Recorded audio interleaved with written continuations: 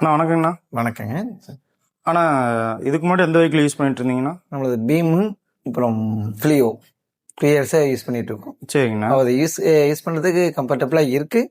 But அதனால நான் 2 vehicle எடுக்கலாம்னு சொல்லிட்டு நாங்கள் பார்த்துட்டு இருக்கேன். சரிண்ணா, நம்ம பிராண்ட் வரதுக்கு முன்னாடி எங்கெங்கெல்லாம் போய் பார்த்துருக்கீங்கண்ணா? ஓலா, எய்த்தர், ஒரு கம்பெனி பார்த்தேன், ஞாபகம் வரல. 2 இது பார்த்துருக்கேன். ஓகேண்ணா.